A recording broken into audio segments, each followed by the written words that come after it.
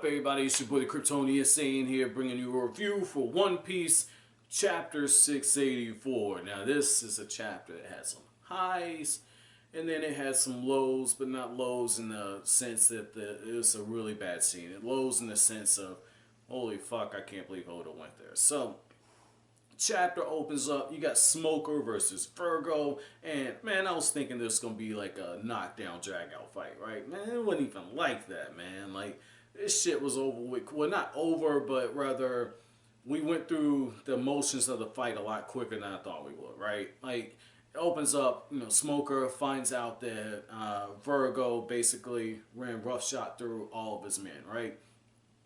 And Virgo's taunting him, getting in his head.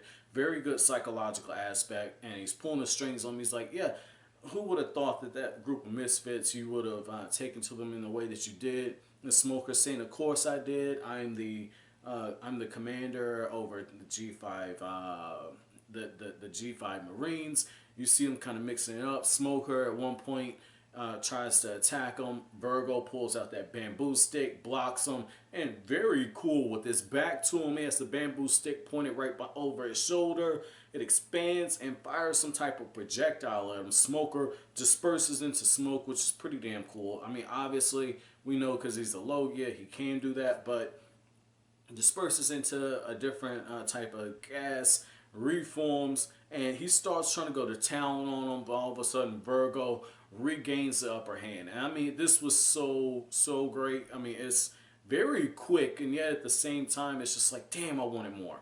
Like, I wanted a whole chapter of this shit, man. Like, I want to see this fight from start to finish in one chapter. Because, I mean, this is, you're seeing two men of high rank in the Navy going at it. Like, I want to see this shit, man. Like, I was getting fucking goosebumps reading this shit for a second. So, that part was cool. That part was cool. Now, what wasn't cool, and this is one of the lows, and lows in a good way, but this is one of the lows, yo. Like, you actually get one of those moments where you're reading what Caesar's saying, and you're like, this guy is so full of shit. Like, he's so full of shit, yo. He's so full of shit. Like, he's sitting there and he's like, yeah, I tried telling Vegapunk, don't make this stuff. This is really bad. Really, really bad. You don't need to be experimenting on people. You don't need to be doing this to kids. I want world peace. And then you get the flashback. And this dude's just like, yeah. Like, hey, look, like, Vegapunk, like, fuck that shit. I told him, you need to kidnap some kids. So, as a matter of fact, you need to kidnap some growing kids. You need to pump them with all kinds of shit.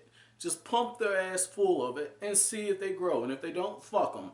And, yeah, like, if people get caught up in some gas that's supposed to kill pirates, it's their fucking fault for being there. And it's just like, that is some hardcore shit.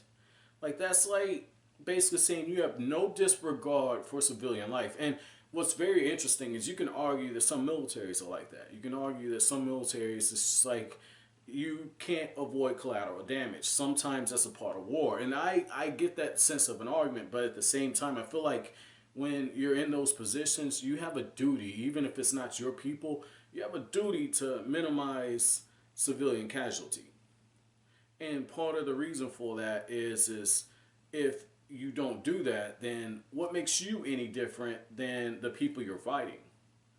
Like, what makes you any different? And like with Caesar, I get it. Caesar's a bad guy. And yet at the same time, I don't think that he was always inherently evil. At some point, there was a turning point that led him down this rabbit hole. And so I wonder what that was. I genuinely wonder what that was for him to have, excuse me, have that line of thinking. But what's very interesting is he's in Vegapunk's lab, which is a very cool setup, by the way. But he's in Vegapunk's lab, and hearing him spout off some of the stuff and how he's telling them to close all the gates down except for one.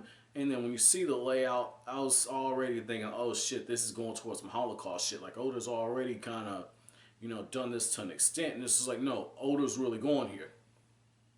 His whole plan is to get everyone inside of one chamber, and then those air ducts are going to have that land of the dead gas come in, and it's going to kill everybody. He's going to broadcast that shit. Like, this would literally be like right now you got like the different uh, ISIS, Al Qaeda, whoever the fuck we're fighting now. Like, you got them, like, every now and then you log on to something and, like, they'll hijack something, a feed, and very despicable, but they'll hijack a feed and all of a sudden you'll see, like, a beheading, or you'll actually see troops getting killed, and you'll actually, like, I don't like that because that's disrespectful to, like, the families and everything. But here's the thing, though, right? Like, basically what you're seeing here, Oda is like years ahead of this shit.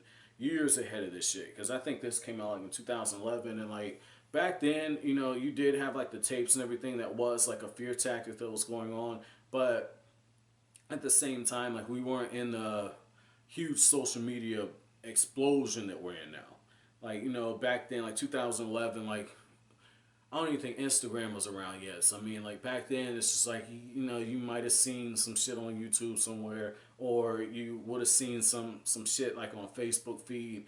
But at the same time, it wasn't as widespread. Like, most people, they're getting that shit, they're getting it on the news. And news, I mean, they're gonna edit some shit out and kind of change the narratives or withhold information. Now it's just like if it goes out, everybody fucking sees it within seconds. So what you're seeing right here is Oda got ahead of that shit and basically Caesar's gonna broadcast it. And this would be like if Hitler was around now and he's just sitting there having all these Jewish people and minorities and a lot of people don't realize this. It wasn't just Jewish people who were in those concentration camps. If you were a soldier and you were caught, you were put in those damn camps as well. And so when it comes like the whole gas chambers and shit, it's just like, yeah, that's that's kind of like what's going on now. The Oda's just like, yeah, fuck it, we're gonna broadcast all of this shit. We're gonna broadcast it. And so to have Caesar make that decision, I think Oda is just showing us, in my opinion, something about us as a society. Because I feel like as time's gone on, I feel like we've gotten more and more and more desensitized. And as fucked up as this might seem, I really feel like you could broadcast, like if the Holocaust was happening now, I feel like you could broadcast that shit on one of these cable networks and people would actually watch it. People would watch people sitting there scratching and clawing and dying out. People would watch that. All they have to say is, hey, what you're about to see is very graphic image. If you got children, don't watch. And the kids will peek around the fucking corner to see the shit. Like, I feel like that's kind of where we've fallen as a society right now. And I feel like the fact that Oda kind of predicted that shit back in 2011, that's pretty damn impressive. That's pretty damn impressive that we've even gotten to that point. So I like that. Now, the other thing that I kind of found pretty damn interesting is when he's talking about just the setup of the lab, right? He's talking about the setup of the lab, and excuse me, and he's talking about how the only way to reach this one from underneath. I'm going, okay, see what Oda did here. See what Oda did here. Last chapter, Virgo saying the only way to get out is if he can fly. Luffy meets a fucking dragon underneath that is so fucking plot convenient, but he meets a fucking dragon in the garbage disposal, and it ends up, if I'm not mistaken, that's gonna be Momonosuke, who is the son of the samurai from Wano. So Luffy speaking to him is just, the dragon can talk, Luffy can understand him, and it makes sense. The kid is a fucking, you know, the dragon used to be a kid, so it makes sense that they can speak. And Luffy's like, who are you? And it's just like, okay, now we're going to find out what happened. But at the same time, it's so fucked up. Because essentially, you got that kid in the trash. And it's like, he ain't wanted anymore. And it's just like, you were a failed experiment. Or, you know, we've already kind of just gone deep. So, you know, fuck it. You know, YouTube's probably going to demonetize this video anyway. So, I mean, you know, let's just go all the way into it. So, essentially, what you're having at this point is, like, that dragon who is Momonosuke used to be a kid, that's kind of like, oh, yeah, okay, you got an abortion, we destroyed the fetus, throw that shit away. That's kind of how I took that, okay? Like, and I know that's some dark shit, and I know some of you guys like, how the fuck do you think of this shit? Like, this is so fucking left field. How do you think of this? Like, this is so fucking dark, man. Like, how do you come to this conclusion? And it's just like, I get what you're saying, but I mean, you should be used to this shit by now. Like, I say some fucked up shit, and I don't speak with a filter, so you should be totally okay with it at this point, man. But that's kind of how I took that, man. It's just like, holy fuck, Oda doesn't pull punches. And even if that wasn't his intent, I mean, essentially, you have a kid who's been thrown away. You have a kid who's been thrown away. And just look at it from a broader scope. This is the same guy who in Sayabodi was bringing up human trafficking and all this other stuff. And the Amazon Lily arc, you had hints that Boa Hancock and her sisters were sexually abused by the Celestials, especially when you look at the fact that, you know, like the love for, I mean, just like, there are hints there. There are hints there. And Al Boa Hancock was just saying, Luffy, you can do whatever you want with my body. Just different things. Like, you know, people who have been through stuff like that, you know, to a certain extent, it fucks them up sexually. And so it messes up their sense of value. And it messes up their perception of their body. And so I saw what Oda did there. And so I'm looking at this and I'm going, okay, so let me get this straight. These kids get kidnapped from their family. And then the people who are responsible for keeping them, because even though they kidnapped them and they're doing all these experiments on them, still responsible for those kids.